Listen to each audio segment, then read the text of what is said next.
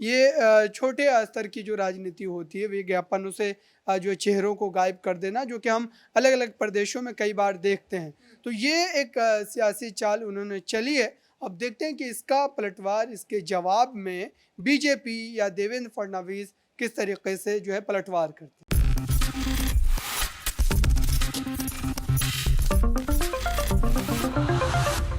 नमस्कार। Next 9 news देख रहे हैं आप और मैं हूं आपके साथ प्रज्ञा सिंह।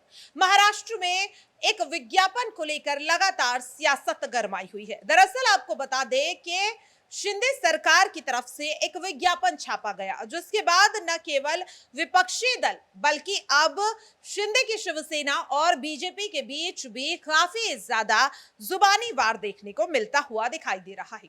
दरअसल आपको बता दें, जो पोस्टर छापा गया उसमें देश में मोदी और महाराष्ट्र में शिंदे, इस बात का दावा किया जा रहा था, जिसके बाद विपक्षी दल ने सीधे सीधे शिंदे सरकार को ये यहां पर उन पर इल्जाम लगा दिया कि क्या वाकई में अब फडणवीस की पार्टी से और महाराष्ट्र की सत्ता से विदाई तय है। जिसे लेकर आपको बता दें कि अब एक और विज्ञापन महाराष्ट्र की इस नई सरकार ने छापा है, जिसमें देवेंद्र फडणवीस और शिंदे को जय और वीरू बताया गया।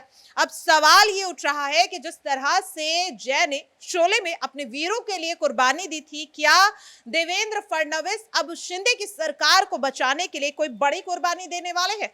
और आखिरकार इस विज्ञापन को छापने का अब मतलब क्या है? क्या वाकई में आगामी लोकसभा चुनाव को देखते हुए शिंदे घबराते हुए दिखाई दे रहे हैं, जहां एक और लगातार कैबिनेट विस्तार को लेकर शिंदे के विधायक लगातार नाराज होते हुए दिखाई दे रहे हैं, और ऐसे में शिंदे का यह विज्ञापन छापना इस बात की ओर इशारा कर रहा है कि महाराष्ट्र की सरकार में फूट अब पड़ चुकी है।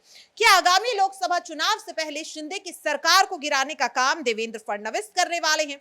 जहां एक और देवेंद्र फडणवीस खुद को जय बता रहे हैं, यहां पर शिंदे को अगर बात करें तो उनको यहां पर वीरू बताते हुए दिखाई दे रहे हैं। अब सवाल लगातार ये उठ रहा है कि महाराष्ट्र की सियासत में ये जो फिल्मी रंगमंच लगा है, इसे लेकर के अब आने वाले समय में क्या कुछ कहा जा सकता है? क्या वाकई में शिंदे के 16 विधायक नहीं बल्कि देवेंद्र फडणवीस ही उनकी सत्ता को, उनकी सरकार को गिराने का काम करेंगे? और इसी सवाल को लेकर के आज हम अपने इस खास प्रोग्राम में जुड़ चुके हैं। तो जैसा कि इस सवाल को लेकर मेरे साथ मेरे इस खास रिपोर्ट में जुड़ चुके हैं मेरे सहयोगी अबरार। अबरार, सबसे पहले आपका बहुत बहुत स्वागत।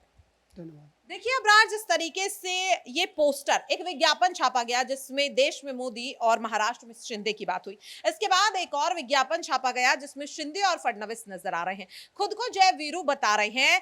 क्या लग रहा है, इन दोनों विज्ञापनों को आप किस तरह से देख रहे हैं अबरार? देखिए, ज़ाहिर-सी बात है कि किसी भी प्रदेश में कोई भी नेता अगर इतने जो है छोटे पद से उठ कर के अगर एक ही बार में प्रदेश का मुख्यमंत्री बन जाता है, इस तरीके के जो है राजनीतिक परिस्थिति बनने के बाद, तो ये कहीं न कहीं उस नेता के लिए एक बड़ी बात होती है। और अब एकनाथ शिंदे ये नहीं चाहेंगे कि उनके मुख्यमंत्री पद के लिए कोई और दावेदार हो।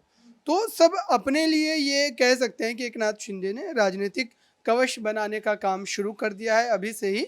और 2024 को लेकर के ये तमाम जो प्लान हैं वो उनके द्वारा बनाए जा रहे हैं। अब देखना ये होगा कि एकनाथ शिंदे जिस तरीके से ये राजनीतिक चाल चल रहे हैं, क्या देवेंद्र फडणवीस इसमें फंस जाएंगे और क्या भारतीय जनता पार्टी इस पूरे मामले में एकनाथ शिंदे को तरजीह देगी, क्या उनको आगे रखेगी?